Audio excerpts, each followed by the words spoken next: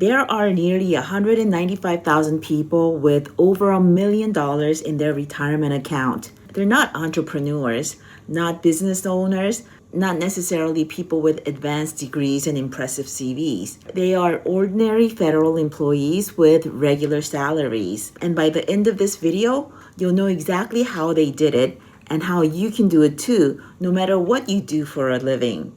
The strategy isn't a secret and it isn't complicated. Invest your money in a broad index fund, starting as early as possible, and let it grow through compounding. That's it. It's one of the most talked about pieces of financial advice on YouTube, yet somehow it still doesn't stick for most people. So today I'm going to show you real examples, explain exactly what these people did differently, and show you the mistakes that are costing people hundreds of thousands of dollars for their retirement. Now, I'm not a financial advisor giving you a theory. I know this works because I retired several months ago after reaching financial independence as a federal employee myself. The examples I'm about to show you come from federal employees who posted their TSP account balances on Reddit. If you're unfamiliar with TSP, which stands for Thrift Savings Plan, it's simply the federal government's version of a 401k plan. Now here are some real TSP millionaire posters. A 42-year-old who has been investing for 20 years, a 45-year-old who has been investing for almost 21 years, a 46-year-old who has been investing for 20 years, a 47-year-old who has been investing for 25 years, another 47-year-old who has been investing for 24 years, and a 48-year-old who has been investing for 18 years. Again, the TSP works very much like a 401k, so what you learn here will apply whether you work for the government or a private company. A 2018 article from Federal News Network on TSP Millionaires found that outside of a small number of political appointees, most of these millionaires are just rank-and-file civil servants. Case in point, here's a post from a millionaire who's a mailman.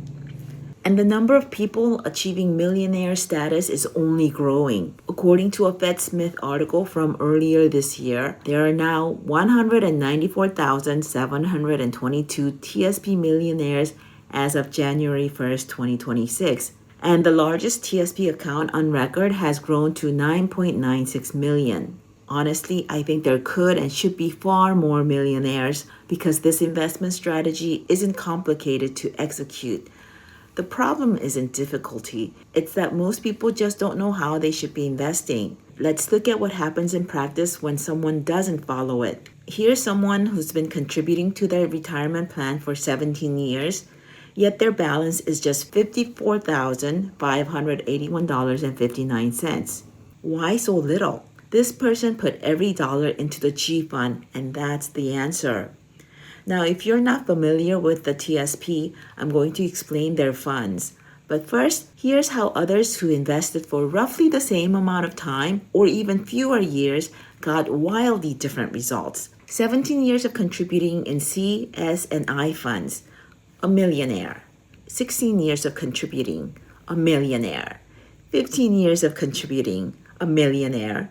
14 years of contributing in C, S, and I funds, a millionaire. Although only 2 of these folks have identified the funds they're invested in, I am willing to bet that all of them are heavily invested in the C fund. So here's a quick description of the TSP funds that were mentioned in the posts shown. And your 401k plan should have equivalent fund options. By the way, the TSP plan has other funds that are not included on this slide. C fund tracks the S&P 500. S fund invests in smaller U.S. companies. So C and S together give you the entire U.S. stock market. I fund invests in international stocks for diversification outside the U.S. And then there's the G fund, which invests in U.S. treasuries. You can think of the G fund as a very safe cash equivalent. You won't lose money, but historically, this fund barely keeps up with inflation. The G fund is useful for people who want to manage risk close to retirement. But if you're years away from retiring and your money is sitting in the G fund, it's not going to grow the way it needs to. So what do these people who had built 7-figure retirement accounts actually say you should do?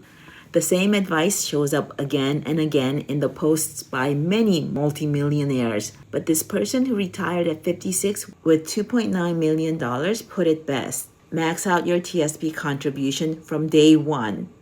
Invest it in the C fund or an equivalent S&P 500 index fund in your company's retirement plan, and then leave it alone. Don't try to time the market by moving money in and out of the G fund. Another poster with around $2.75 million thanked a coworker who nagged him to max out every single year. And this advice is really the separator. Contributing consistently for 15 to 25 years can make you a millionaire, but maxing out your contributions is what turns that into multimillionaire territory. Early in your career, when income is tight, that might mean living below your means in order to be able to prioritize retirement contributions. But the people who are able to do that will come out way ahead. Just remember these three things. Max out your contribution, invest in an S&P 500 index fund, and leave it alone until you're ready to retire to give compounding time to work.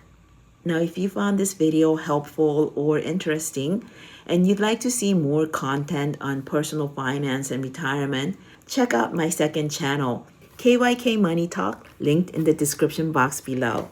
Thanks for watching.